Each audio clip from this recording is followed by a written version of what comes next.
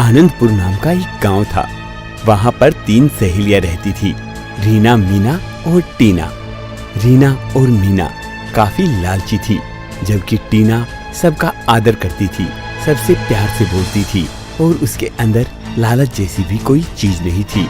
और इसके उल्टा रीना और मीना सबका अनादर करती, सबका मजाक बनाती और वो अपनी सुंदरता को लेकर काफी अहंकारी हो चुकी थी। एक दिन की बात है, तीनों सहेलियां घूमते घूमते जंगल में चली जाती हैं और वहाँ पर जाकर रास्ता भटक जाती हैं। वो जंगल के अंदर जाते जाते एक जादुई जगह पर पहुँच जाती हैं, जहाँ पर चारों तरफ चमक ही चमक थी।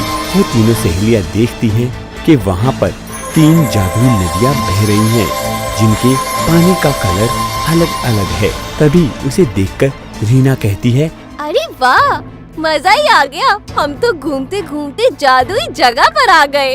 यहाँ पर 3 जादुई नदियाँ हैं और मैंने ऐसे पानी का अलग अलग रंग कभी नहीं देखा। तभी मीना भी कहती है, हाँ सही कहती है टीना, मैंने भी आज तक नदियों का ऐसा रंग नहीं देखा। ये सच में जादुई नदियाँ हैं और ये हमारी विशेष पूरी भी करेंगी।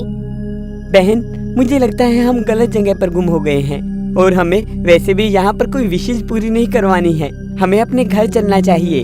अरे नहीं, अब हम अपने घर बिल्कुल नहीं जाएंगे। ऐसा करते हैं, हम इन जादुई नदियों से बात करते हैं। मैं तो कहती हूँ हमें अपने घर ही चलना चाहिए। अरे रुक ना टीना, ये जादुई नदियों, तुम हमें सुन सकती हो क्या? हाँ, हम तुम्हें सुन सकते हैं।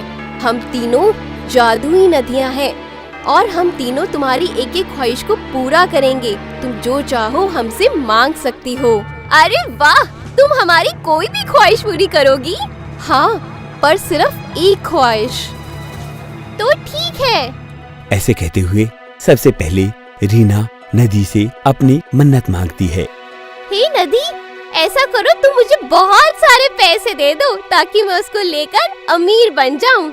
जैसी तुम्हारी इच्छा। ऐसा कहते ही नदी के अंदर खूब सारे नोट तैरने लग जाते हैं। रीना नदी के अंदर जाती है और उन सब नोटों को ले आती है और एक पोटली भर लेती है। अब बारी आती है मीना की। हे दूसरी जादुई नदी, अब तुम मेरी विश पूरी करो। मुझे इससे भी ज्यादा अमीर बना दो। मुझे बहुत सारा सोना दो, सोने के सिक्के दे दो ताकि मैं बहुत अमीर बन जाऊं।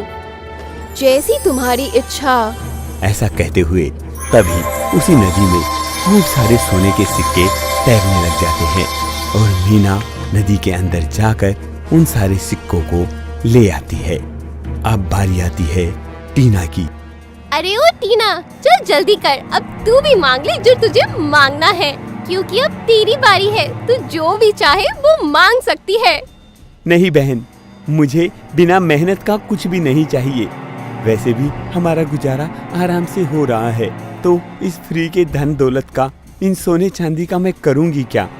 वैसे भी जो हराम की दौलत होती है ना, वो इंसान को निकम्मा बना देती है, खराब कर देती है। तो मुझे बिना मेहनत की दौलत नहीं चाहिए। ऐसा करो, मेरी विश तुम ही मांग लो। देख, तेरी विश भी हम ही मांग लेंगे, लेकिन घर जाकर हम तुझे ये सारी धन दौलत देंगे नहीं। नहीं बहन, मुझे ये धन दौलत चाहिए भी नहीं है। तुम मांग लो जो भी तुम्हें चाहिए है। चल मीना, ऐसा करते हैं, हम ही मांग लेते हैं और इस बार हम खूब सारे महंगे महंगे हीरे मांगते हैं। हे नदी, तुम ऐसा करो, हमारी विश पूरी करो और हमें खूब सारे हीरे दे दो। जैसी तुम्हारी इच्छा। ये कहते हुए उस नदी के अंदर खूब सारे हीरे तैरने लग जाते हैं। अब रीना और मीना एक नाव पर बैठकर नदी के बीच जाते हैं और सारे हीरों को अपने नाव में रख लेती हैं। तभी नाव में बोझ बढ़ जाने के कारण नाव डूबने लग जाती है। बाहर से टीना उन्हें आवाज लगा रही होती है। रीना, मीना, बहन, अब भी लालच छोड़ दो और इन हीरो को इस नाव से फेंक दो, नहीं तो तुम डूब जाओगी। नाव में बहुत बोझ हो चुका है। नहीं, अब तो हम अमीर बनकर ही आएंगे और हम बाहर निकल जाएंगे। उन दोनों में लालच इस हद तक बढ़ चुका था कि वो हीरो को फेंकने के लिए तैयार नहीं थी, जिसके कारण वो नाव उस जादुई नदी में डूब जाती है। इसीलिए कहते हैं बच्चों कि लालच का फल बहुत बुरा होता है। कभी लालच नहीं करना चाहिए।